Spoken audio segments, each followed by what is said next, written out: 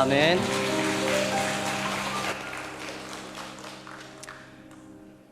오늘 전할 말씀을 묵상하면서 설교 원고에 이렇게 써놨습니다. 예수를 만나는 순간 삶이 변화된다.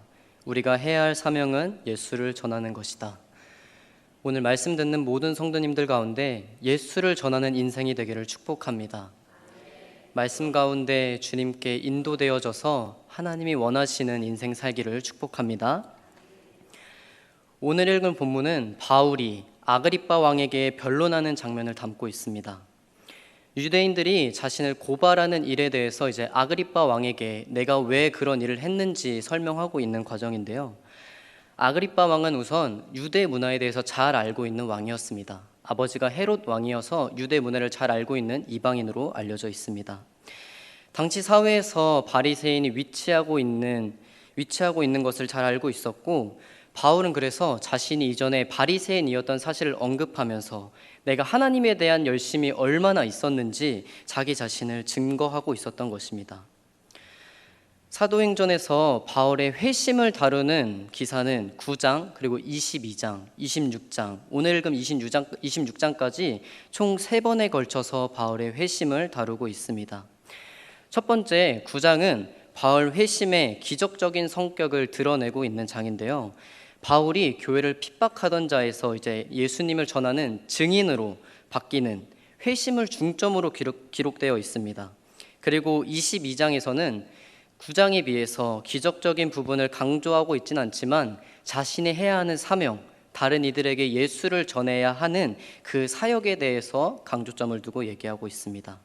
그리고 마지막으로 오늘 살펴볼 사도행전 26장에서는 바울이 자신은 이방인에게 말씀을 전해야 한다는 이방 사역에 대해 강조점을 두고 말씀을 전하고 있습니다. 마치 복음서가 4개로 나누어져 있는 것처럼 사도행전에 바울의 회심을 3번 다루는 이유는 조금 더 다른 관점으로 바라보기 위함입니다. 바울의 회심이 갖는 의미를 복합적으로 바라보고 바울의 회심이 하나님께서 바울을 어떻게 사용하실 것인지 다양하게 바라보기 위함인 것입니다. 즉 사도행전의 26장 말씀은 9장부터 이어져 오는 바울의 회심 사건을 통하여서 바울이 어떤 사역을 감당해 나갈 것인지, 하나님에게 어떤 사명을 받았는지에 대해서 결론적으로 말해주고 있는 장이라고 보시면 되겠습니다. 사도 바울이 경험한 회심 사건에 대해서 한 가지씩 다루는 것도 유익한 시간이 될 것이지만, 오늘 사도행전 26장에서 다루는 회심 사건을 통해 하나님께서 우리에게 하시고자 싶은 말씀은 예수를 박해하던 사울이 이제는 그 삶에서 돌이켜 예수를 전하는 바울로 변하는 인생을 소개하고, 지금을 살아내고 있는 우리에게도 바울과 동일한 도전을 우리에게 주시고 있다는 사실입니다. 바울의 생애에서 반전이 일어난 순간은 역설적이게도 그가 그리스도인들을 괴롭히는데 깊이 열심을 쏟고 있을 때였습니다. 사도행전 9장 1절과 2절에 이 말씀이 나와 있는데요, 우리 함께 이 말씀을 읽겠습니다. 사울이 주의 제자들에 대하여 여전히 위협과 살기가 등등하여 대제사장에게 가서 다메섹 여러 회당에 가져갈 공문을 청하니, 이는 만일 그 도를 따르는 사람을 만나면 남녀를 막론하고 결박하여 예루살렘으로 잡아오려 함이라. 바울은 왜 그리스도인들을 박해했을까요? 그는 모세의 율법에 열심이었던 자로서 당대 최고 유대 학자인 가말리엘의 아래에서 배우고 있는 사람이었습니다. 그리고 유대교 내에서도 실력과 열심을 겸비한 젊은 지도층 인사로 촉망받는 인물이기도 했습니다. 오늘날로 따지면 거대 정당에서 떠오르는 젊은 라이징 스타라고 볼 수 있을 것 같습니다. 그리고 그는 모두가 잘 알고 있듯이 바리새인이었는데, 당시 유대 문화에서 바리새파는 2가지 부류로 나눠집니다. 바로 힐렐이라는 사람이 먼저 세웠던 온건파, 그리고 샴마이파, 강경파입니다. 그러니까 바리새파는 온건파와 강경파로 나눠지는 것입니다. 그렇다면 바울은 어디 파에 속한 바리새인이었을까요? 성도님들이 생각하시기에는 어떤 파에 속하셨을 것 같나요? 정답은 바울의 선생인 가말리엘을 생각하면 쉽게 알 수 있습니다. 가말리엘은 힐렐의 손자였기 때문에 자연스레 그의 제자인 바울은 온건파에 속했을 것입니다. 하지만 우리가 성경을 통해 바울을 살펴보면 단순하게 온건파라고 하기에는 꽤나 폭력적인 행보를 보이고 있는데요. 바울은 교회를 잔멸하는데 여기서 사도행전 8장 3절에 교회를 잔멸한다는 표현을 사용합니다. 사울이 교회를 잔멸할세 각 집에 들어가 남녀를 끌어다가 옥에 넘기니라. 여기서 원어를 살펴보면 진멸하다는 뜻의 헬라어 엘류마니네토는 멧돼지가 포도원을 파헤치는 것을 묘사할 때 사용되던 단어입니다. 그러니까 이제 바울이 교회를 박해하는 모습이 어떤 모습인지 조금은 짐작이 가시나요? 온건파라고 하기에는 교회를 박해하는 데 있어서 얼마나 난폭했는지 성경이 그것을 정확하게 표현하고 있습니다. 온건파였던 바울이 그리스도인들을 핍박한 이유는 단 하나입니다. 사도 바울이 율법에 대해 진심이었던 자였고 바울은 율법을 지키는 것이 무엇보다 중요하다고 생각하던 사람이었습니다.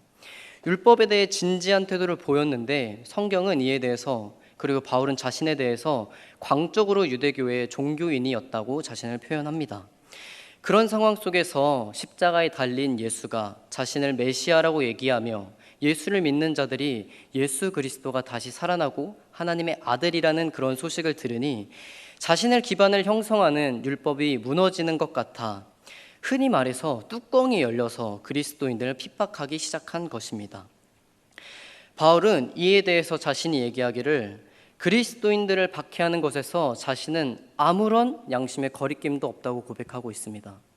그만큼 예수님을 박해하는 것, 예수 믿는 자들을 박해하는 것, 그리고 교회를 핍박하는 것에 있어서 확신을 가지고 행동했다는 것을 자신이 밝히고 있는 것입니다. 그런 점에서 바울은 자신의 세계에 갇혀서 예수님을 보지 못한 한 사람이었습니다. 하지만 어느 시점 이후로 바울은 교회의 핍박자에서 이방인의 전도자가 되는데 그것은 바로 사도행전에 나오는 다메섹 사건이었습니다. 바울은 예루살렘에 있는 성도들을 박해하는 것뿐만 아니라 다메섹에 있는 그리스도인들까지 박해하려고 대제사장에게 위임을 받고 그 길로 떠나던 길이었습니다. 바울은 아그리빠에게 그때를 회상하면서 그곳으로 가던 도중에 정오에 해보다 더 밝은 빛을 경험했다는 사실을 말하고 있습니다. 오늘 말씀 사도행전 26장 13절 말씀입니다. 함께 읽겠습니다. 왕이여 정오가 되어 길에서 보니 하늘로부터 해보다 더 밝은 빛이 나와 내 동행들을 둘러 비추는지라. 바울은 아그리빠 왕에게 정오에 하늘로부터 해보다 더 밝은 빛이 나왔다는 표현을 사용합니다. 상식적으로 해는 정오에 가장 높이 뜹니다. 과학 시간에도 해는 정오에 가장 높이 뜬다는 것을 배웠습니다. 그렇다면 세상에서 정오에 뜨는 해보다 더 밝게 비출 수 있는 시간이 있을까요? 그렇다면 바울이 말하는 하늘로부터 해보다 더 밝은 빛은 무엇을 얘기하는 걸까요? 바로 생명의 빛이 되시는 예수님을 만났다는 것을 증거하고 있는 것입니다. 세상의 빛이 아닌 생명의 빛이신 예수님을 만났다는 것을 표현하는 것입니다. 예수님은 어둠이 가득한 이 땅에 빛이 되어 오신 분입니다. 어둠이 가득한 이 땅에 소망 하나 없는 이 땅에 빛이 되어 오신 분, 그분이 바로 예수님입니다. 구약 성경 이사야서에서도 이에 대해서 이처럼 예언하고 있는데요. 이사야 9장 2절 말씀입니다. 흑암에 행하던 백성이 큰 빛을 보고 사망의 그늘진 땅에 거주하던 자에게 빛이 비치도다. 이사야는 아무런 소망 없이 살던 이스라엘 백성에게 흑암에 행하는 백성이라고 표현합니다. 그리고 그들이 살고 있는 땅에 사망의 그늘진 땅에서 거주하고 있다는 표현을 사용합니다. 이사야가 지적한 대로 우리는 본질적으로 절망 가운데 빠질 수밖에 없는 존재입니다. 아담을 시작으로 우리는 이미 죄에 대해 패배했습니다. 스스로 열심을 낸다 한들 죄에 있어서 해결할 수 있는 문제는 단 하나도 없습니다. 하지만 이사야서에서 예언하고 있는 것처럼 흑암 가운데 있는 우리에게 무엇이 비추어졌습니까? 바로 빛이신 예수님입니다. 예수님께서 어두움을 밝힐 수 있는 빛으로 찾아오신 것입니다. 바울은 다메섹 사건을 통하여서 이사야가 예언했던 이 사건이 비로소 믿어지고 깨달아지게 된 것입니다. 이어서 말씀을 살펴보겠습니다. 사도행전 26장 14절 말씀입니다. 함께 읽겠습니다. 우리가 다 땅에 엎드려짐에 소리를 들으니 히브리 말로 이르되 사울아 사울아 내가 어찌하여 나를 박해하느냐 가시체를 뒷발질하기가 내게 고생이니라. 이러한 생명의 빛이신 예수님께서 바울을 비추자 그가 어떻게 됐습니까? 그는 땅에 엎드려졌습니다. 이후에 땅에 엎드려지고 눈이 먼 바울에게 한 음성이 들립니다. 사울아 사울아 내가 어찌하여 나를 박해하느냐 가시체를 뒷발질하기가 내게 고생이니라 라는 음성을 듣게 됩니다. 여기서 가시체가 무엇입니까? 가시체란 뾰족한 쇠나 가시가 달린 막대기입니다. 밭을 가는 소나 짐승이 주인의 말을 듣지 않을 때 그것을 훈련하기 위해 사용하는 도구입니다. 주인이 원하는 방향으로 가지 않아 주인에게 매를 맞은 소가 반항하며 뒷발질할 때 달아놓은 가시체에 박히거나 찔리게 되는 것입니다. 예수님은 1대1로 만난 바울에게 이렇게 표현하고 있습니다. 바울에게 가시체에 뒷발질하는 인생이라고 표현하고 있습니다. 하나님에 대해 열심히 가득했고 하나님에 대해 잘 알고 있다고 생각한 바울에게 내린 예수님의 냉정한 평가였습니다. 바울은 어떻게 보면 종교 전문가입니다. 예배 전문가이기도 합니다. 바울은 누구보다 하나님을 잘 알고 있다고 생각했고 바울은 누구보다 하나님에 대한 열심을 가지고 있다고 생각했습니다. 하지만 그런 바울에게 예수님께서 하신 말씀은 무엇입니까? 가시체에 뒷발질하는 인생, 너가 그렇게 고생하는 이유가 무엇이냐 물어보셨습니다. 바울의 핍박은 진정으로 예수님께서 원하시는 방향이 아니었고 하나님이 원하시는 방향이 아니었습니다. 오히려 주인의 말을 듣고 싶지 않아서 가시체에 발길질하는 인생이었고 삽질하는 인생이었습니다. 자신이 열심을 다해 하나님이 주신 율법을 지키려고 했지만 오히려 그 마음과 열심이 하나님에 대한 마음과 신앙을 메마르게 하고 있었던 것입니다. 오늘날 예수 믿는 우리도 바울과 다르지 않을 때가 있습니다. 우리도 충분히 가시체에 뒷발질하는 인생 살 수 있습니다. 바울이 하나님에 대해 열심히 있었던 것처럼 우리도 하나님 앞에 열심을 갖습니다. 그리고 우리는 그 열심을 좋은 것이라고 생각을 합니다. 당연히 삶과 사역에 있어서 하나님의 일을 하는데 열심은 당연히 필요합니다. 그럼에도 불구하고 바울을 통해 우리에게 말씀하시고자 하는 바는 우리가 가지고 있는 그 열심이 하나님의 나라를 세우고 덕이 되지 않을 수 있다는 것입니다. 오히려 하나님의 마음을 어렵게 하는 것입니다. 방향이 잘못되었기 때문입니다. 이처럼 열심은 있지만 순종은 없는 삶, 우리도 충분히 바울과 같이 가시체에 뒷발질하는 삶을 살 수 있습니다. 오늘 말씀을 듣는 모든 대개교회 성도님들은 주님의 음성에 귀 기울이고 하나님의 그 마음에 합당한 자로 세워지길 소망합니다. 다음 구절을 살펴보겠습니다. 사도행전 26장 15절 말씀입니다. 함께 읽겠습니다. 내가 대답하되 주님 누구시니까? 주께서 이르시되 나는 내가 박해하는 예수라. 사울은 빛으로 나타나신 존재를 마주치자 이렇게 고백합니다. 주님 누구시니까? 자신에게 나타난 존재에게 무엇이라고 부르고 있습니까? 주님이라고 말합니다. 직감적으로 자신에게 나타난 것이 예수님이라는 사실을 알고 있는 것입니다. 그리고 그제서야 자신이 박해하던 예수님을 내가 만났다는 것을 깨닫게 됩니다. 이때 사울의 심정은 어땠을까요? 기뻤을까요? 아니면 두려웠을까요? 제가 사울이 되어 생각해 봤을 때 두려웠을 것이라고 생각합니다.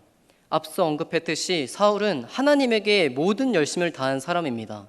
누구보다 열심을 가졌었고 누구보다 하나님의 말씀을 잘 알고 있었던 사람입니다. 양심의 거리낌이 없이 그 믿음 하나 가지고 교회를 박해하고 예수 믿는 자들을 못살게 굴던 사람이 바로 사울입니다. 그래서 예수와 예수 믿는 자들의 율법을 무너뜨리는 자라고 생각하고 예수를 그리스도라 고백하고 예수를 믿는 자들을 옥에 가두고 못살게 굴었습니다. 하지만 바울이 만난 사람은 누구였습니까? 바로 예수님이었습니다.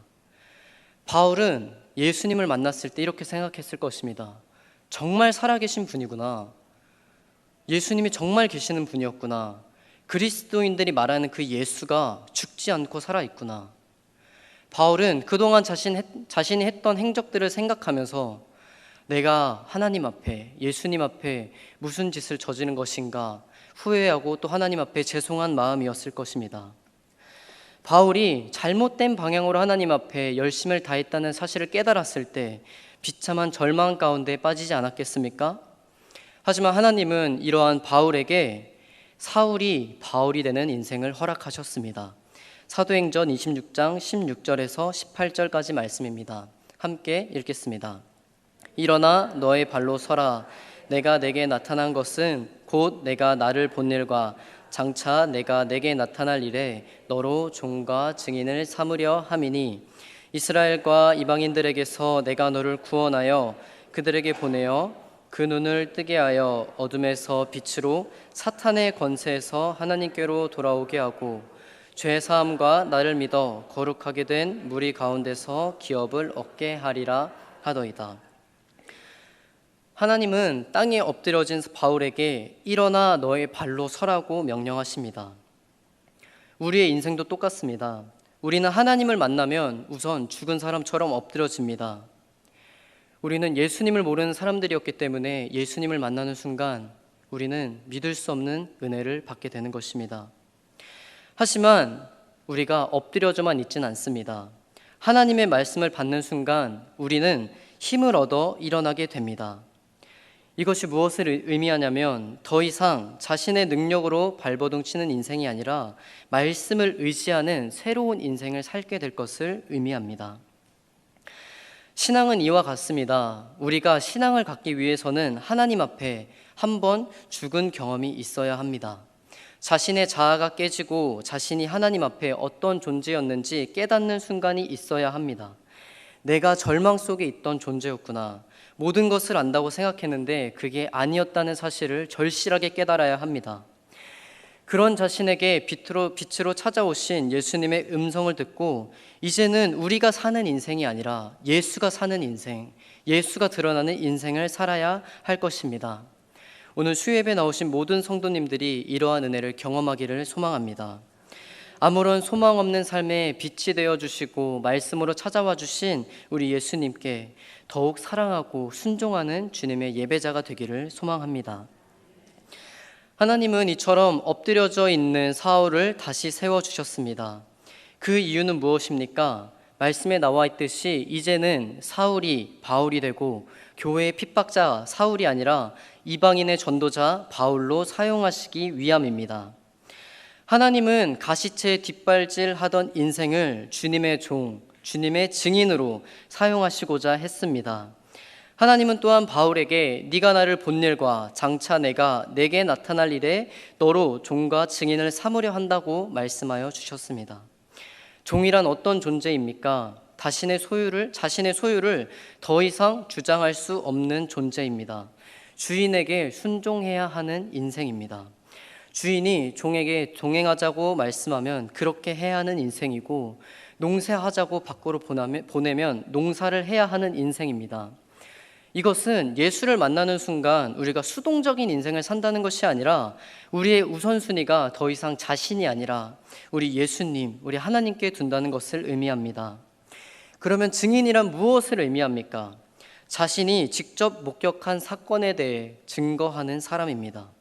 증인은 없는 사실을 지어내 얘기할 수 없습니다. 성도님들은 무엇을 증언하며 살아가고 싶으십니까? 만약 바울처럼 재판장에 선다면 예수님에 대해서 어떻게 증언하고 싶으십니까? 오직 예수님만 증언하시는 인생 되기를 소망합니다. 이처럼 하나님은 바울을 주님의 종 그리고 주님의 증인으로 세우셔서 이스라엘과 이방인들에게 보내시고자 했습니다. 또한 그들의 눈을 뜨게 하여서 어둠에서 빛으로 그리고 사탄의 권세에서 하나님께 돌아오게 하기 위함이었습니다. 대부분의 사람들은 눈을 뜨고 다닙니다. 하지만 왜 바울에게 그들에게 눈을 뜨게 하는 사명을 주셨는지 한번 살펴보고자 합니다. 사람들은 눈을 뜨고 다녀도 진정한 가치가 무엇인지 찾지 못합니다. 진정한 가치를 가지고 있는 것이 무엇인지 발견하지 못합니다. 세상의 것들은 금방 사라지기 마련이지만 사람들은 눈에 보이는 것에 마음을 두고 살아갑니다. 돈, 명예, 그리고 관계에 우리의 마음을 두고 살아갑니다. 눈에 보이는 것이 전부이고 그것이 정답이라고 생각하기 때문입니다. 하지만 성경에서는 눈에 보이는 것들이 우리의 기대와는 다르게 우리를 살리는 것이 아니라 오히려 우리의 눈을 어둡게 하는 것이라고 얘기하고 있습니다. 하지만 예수를 믿는 자들은 무엇을 믿으며 살아갑니까? 무엇을 진정한 가치로 여기며 살아갑니까? 바로 예수 그리스도입니다. 세상 사람들은 눈에 보이는 것을 믿으며 살아가지만 우리는 눈에 보이지 않는 예수 그리스도를 믿으며 살아갑니다. 즉, 예수를 믿는 자들은 진정한 가치가 무엇인지 발견한 사람들입니다. 우리가 무엇에 마음을 두고 우리가 무엇을 기준에 삼고 살아야 하는지 우리는 알고 있는 자들입니다. 세상을 살아가면서 자신의 인생을 바칠 만한 가치를 찾았다는 것부터 우리에게 큰 선물이지 않겠습니까? 그 선물이신 예수님이 우리에게 찾아와 주셨다는 것과 우리가 그 예수님을 우리의 주인으로, 우리의 아버지로 섬기며 살아가는 인생이 얼마나 복받은 인생인지 정말 하나님의 그 은혜를 깨닫는 시간이 되기를 소망합니다. 바울도 이러한 은혜를 경험했다고 고백합니다. 빌립보서 3장 7절에서 8절 말씀입니다. 함께 읽겠습니다. 그러나 무엇이든지 내게 유익하던 것을 내가 그리스도를 위하여 다 해로 여길 뿐더러 모든 것을 해로 여김은 내 주 그리스도 예수를 아는 지식이 가장 고상하기 때문이라. 내가 그를 위하여 모든 것을 잃어버리고 배설물로 여김은 그리스도를 얻고. 바울은 예수님을 만나는 순간 엎드러졌고 눈이 감기어졌습니다. 이것은 세상을 바라보던 눈이 감기어진 것입니다. 이후 바울은 어떻게 됩니까? 아나니아에게 가서 성령 세례를 받고 눈의 비닐 같은 것이 벗겨지는 은혜를 맛보게 됩니다. 이제는 세상을 바라보는 시각이 바뀌게 된 것입니다. 하나님에 대한 열심, 하나님에 대한 말씀, 하나님이 원하시는 열심의 방향이 아니었습니다. 자신이 생각하는 하나님, 자신이 생각하는 율법을 지키며 살아왔습니다. 하지만 예수를 만남으로 자신의 눈에 있던 비닐이 벗겨졌고 이제는 자신의 기준이 아니라 하나님이 주시는 기준, 예수 그리스도께서 바울에게 주시는 그 기준을 마음에 두고 살아가게 된 것입니다. 바울이 재판장에 서서 예수 그리스도를 담대하게 전할 수 있는 이유도 바로 이것이었습니다. 자신이 하나님의 율법을 지키는 것이 제일 우선이라고 여겼고 자신의 정체성의 기반이라고 생각했던 율법만이 전부라고 생각했지만 다메섹 도상에서 예수를 만난 뒤로 세상에서 무엇보다 가장 귀한 것이 예수 그리스도라는 사실을 깨달았고 빛으로 오신 예수님이 정말 살아계신 분이라는 것을 깨달았기 때문입니다. 또한 이 예수 그리스도의 이름만이 어둠에서 빛으로 그리고 사탄의 권세에서 하나님으로 돌이킬 수 있는 분이라는 사실을 깨달았기 때문입니다. 우리는 교회에 올 때 무언가를 얻어갈 수 있는지 따지곤 합니다. 하지만 교회는 세상이 우리에게 주었던 지혜와 지식을 버리러 오는 곳입니다.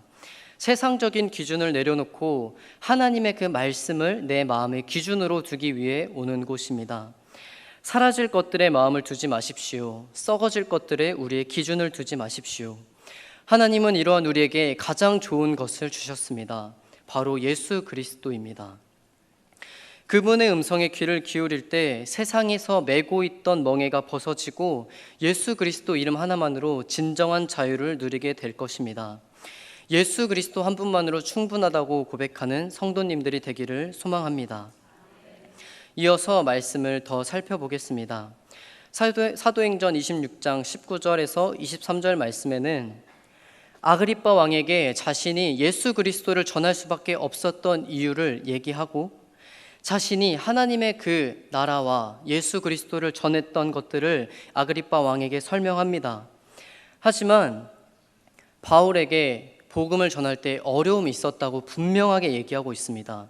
21절 말씀에는 유대인들이 성전에서 나를 잡아 죽이고자 하였으나 22절 23절에는 그럼에도 불구하고 내가 예수 그리스도를 담대하게 전할 수밖에 없었던 이유는 그리스도가 고난을 받고 다시 살아나실 것과 이 예수 그리스도의 이름만이 우리의 구원의 소망이 되신다는 사실을 깨달았기 때문이라고 얘기하고 있습니다. 저희는 지금까지 바울이 아그리빠에게 자신의 회심 사건을 전하고 지금까지 어떤 가치를 두고 살았는지 말하고 있었습니다. 이제는 기적적인 회심 사건을 통해 생명의 빛이신 예수님을 영접한 이후 자신이 어떤 삶을 살고 있었는지, 또한 어떤 삶을 살 것인지에 대해서 소개하는 것입니다. 우리의 인생은 바울과 같아야 합니다. 예수를 만난 인생은 이전과 같은 삶을 살 수가 없습니다. 어둠이 가득한 땅에게 빛이 임한다면 전과 다른 인생을 살아야 하지 않겠습니까? 빛이 무엇인지 모르고 살던 흑암의 백성들에게 빛이 찾아왔다면 이제는 새로운 삶을 살아야 되지 않겠습니까? 또한 그 빛으로 인해 자신의 삶에 진정한 소망이 생기고 진정한 가치를 찾았다면 다른 이들에게 그 빛을 전해야 하지 않겠습니까? 바울 사도가 이것을 얘기하고 있는 것입니다. 내가 그리스도를 전할 수밖에 없었던 이유는 빛이 되신 예수님이 우리의 온전한 소망이기 때문입니다. 예수님께서 우리 인생에 찾아와 주시는 것만이 우리의 온전한 소망이라는 것입니다. 종교인과 기독교인을 구별하는 방식은 그의 삶을 살펴보면 됩니다. 그가 점차 하나님이 기뻐하시는 삶으로 변화하고 있는지, 힘들고 어려울 때 무엇을 의지하고 있는지 살펴보면 그가 하나님이 기뻐하시는 삶을 살고 있는지, 아니면 그냥 교회를 다니는 것이 종교 활동으로 지내고 있는지 알게 되는 것입니다. 바울은 자신에게 나타나신 예수님의 사명을 이루고자 노력했습니다. 하지만 앞서 얘기했듯이 복음을 전하는 일은 그리 쉽지만은 않았습니다. 죽을 뻔한 위기를 몇 번이나 넘기고 자신을 죽이고자 하는 사람들 가운데서 담대하게 말씀을 전해야 했습니다. 오늘 아그리빠 왕에서도 그런 상황에 면해 있습니다. 그럼에도 불구하고 바울은 예수 그리스도에 대해서 어떻게 증언합니까? 담대한 마음을 가지고 예수 그리스도를 증언하고 있습니다.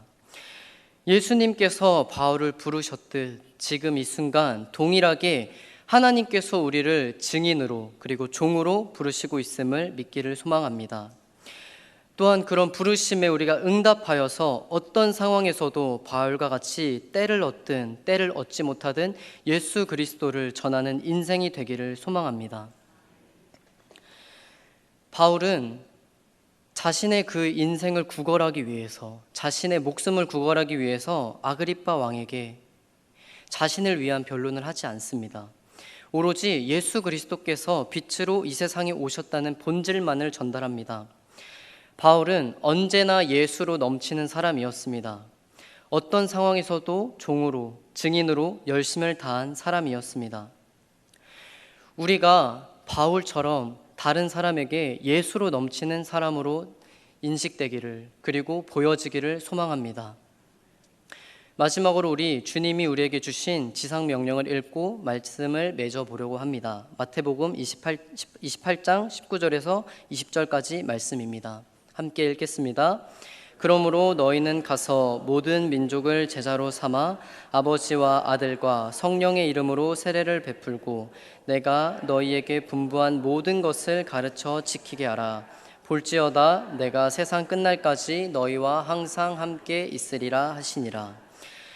예수님은 우리를 찾아오셔서 자신을 따르라고 말씀하십니다. 베드로에게도 자신을 따르라고 말씀하여 주셨고 다른 제자들에게도 자신을 따르라고 말씀하여 주셨습니다. 그리고 와서 자신의 도를 배우고 자신의 그 말씀을 배우라고 우리에게 가르쳐 주셨습니다. 그리고 하나님은 오라고 명령하신 뒤에 다시 세상으로 우리를 보내십니다. 제자들에게 오라고 말씀하여 주시고 오늘 마태복음 말씀에서 들었던 것처럼 예수님은 제자들에게 다시 세상으로 나아갈 것을 명령하십니다.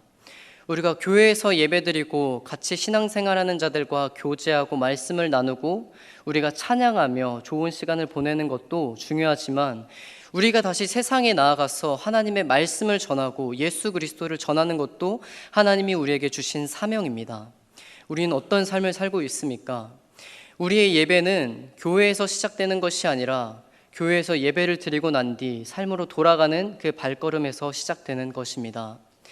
우리가 하나님을 드러내는 인생을 살 때, 우리가 삶의 현장에서 예수 그리스도로 넘치는 사람으로 살아낼 때에 우리를 통해 모든 사람은 하나님의 나라를 보게 될 것입니다. 예수 그리스도의 그 사랑을 알게 될 것입니다. 바울을 부르셨던 주님께서 우리를 동일하게 부르고 계십니다. 바울이 어떤 상황에서도 담대하게 예수 그리스도의 이름을 전하고 하나님의 나라를 전했던 것처럼 우리도 교회에서 예배하고 찬양하는 것만으로 끝나는 것이 아니라 우리가 삶에 돌아가서 직장에서, 가정에서 우리가 예수 그리스도의 이름을 맡은 자로, 우리가 예수 그리스도를 전하는 자로 살아야 될 줄로 믿습니다. 예수님께서 우리를 보내십니다. 예수님께서 모든 이들에게 제자 삼으라고 말씀하십니다. 우리의 가장 첫째 되는 사명은 어둠 속에 있는 백성들에게 빛이신 예수님을 소개하는 일입니다. 우리에게 먼저 되는 사명은 흑암의 땅에 살고 있는 백성들에게 빛이신 예수님을 전하는 일입니다. 오늘 말씀을 들은 모든 성도님들이 삶의 현장에서, 가정에서, 그리고 직장에서 예수를 전하며 드러내는 복된 삶을 사시기를 축복합니다. 함께 기도하겠습니다. 사랑의 하나님, 우리에게 예수 그리스도를 주셔서 감사합니다. 빛이 되신 예수 그리스도께서 찾아와 주심에 감사드립니다. 바울에게 주님의 종으로, 주님의 증인으로 불러주셨던 것처럼 오늘을 사는 우리에게 동일하게 우리를 부르고 계신 줄로 믿습니다. 하나님 아버지, 우리의 예배는 교회에서 끝나는 것이 아닙니다. 삶으로 돌아가는 그 발걸음부터 시작되는 줄 믿사오니 하나님 아버지, 우리가 삶에서, 직장에서, 가정에서 하나님을 드러내며 예수 그리스도의 사랑을 전하는 마중물과 같은 역할을 감당하게 하여 주시옵소서. 예수 그리스도를 전하며 제자 삼고 어둠에서 빛으로 아버지 하나님 백성들을 인도하는 주님의 자녀 되게 하여 주시옵소서. 감사드리며 예수님의 이름으로 기도합니다. 아멘.